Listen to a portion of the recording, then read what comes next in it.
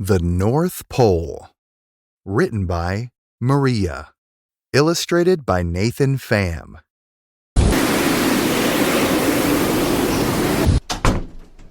Oh, it's freezing outside, said Tom and took off his scarf. It's like the North Pole. Do you know a place even colder than the North Pole? Asked Dad. Tom was confused.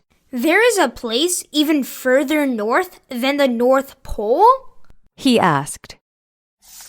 No, the North Pole is the furthest point in the north. Dad explained. But the South Pole is even colder than the North Pole. Sounds funny, said Tom, and took a sip of hot tea. The South Pole must be too cold even for Santa.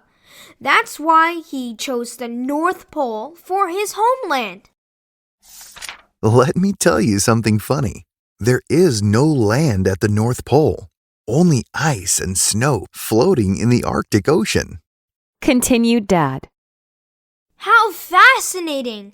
Everything about Santa is special, even his homeland with no land, said Tom. Although covered in ice, the North Pole is home to many animals, such as polar bears, Arctic foxes, walruses, seals, and whales, said Dad.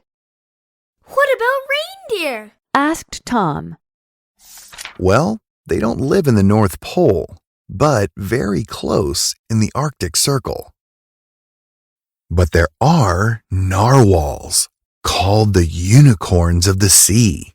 They look amazing with their tusks up to 3 meters long, replied Dad.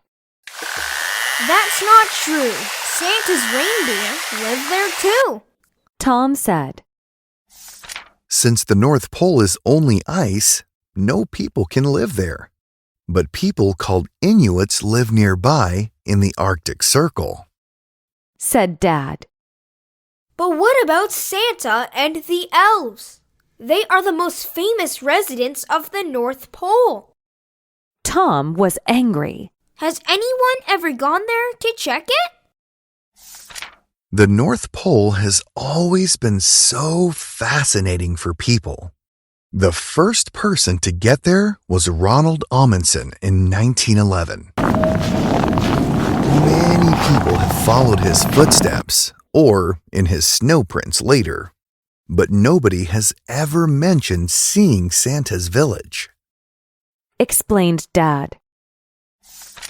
Well, it doesn't mean that Santa's village doesn't exist, said Tom. You are right, replied Dad. We can't see the air, but it is real, said Dad. I know.